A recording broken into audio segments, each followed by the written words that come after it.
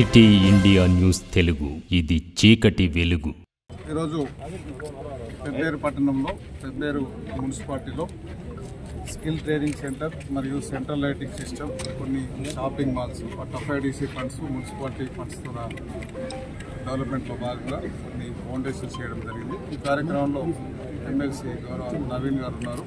దాంతో పాటు municipal chairman గారు, మార్కెట్ చైర్మన్ గారు, వైస్ చైర్మన్ గారు, పెబ్బేరు మున్సిపల్ కౌన్సిలర్స్ అందరూ, కాంగ్రెస్ పార్టీ నాయకులందరూ, మిగతా అందరు పెద్దలు, పెబ్బేరుకు సంబంధించిన పెద్దలందరూ పాల్గొన్నారు. పెబ్బేరు మున్సిపాలిటీ పెబ్బేరులో జరుగుతున్న ఈ కార్యక్రమానికి పెబ్బేరులో హిస్టారికల్ చరిత్ర కలిగిన పెబ్బేరు పట్టణంలో ఆసియా ఖండంలో అతిపెద్ద సంత జరుగుతుంది ఇక్కడ. సో రాబోయే రోజులలో పెబ్బేరు గ్రామాన్ని, పెబ్బేరు మండలాన్ని, పెబ్బేరు మున్సిపాలిటీని, RDO డివిజన్ కూడా మార్చబోతున్నాం. ఇక్కడ చాలా డెవలప్మెంట్ చేయాల్సిన అవసరం ఉంది.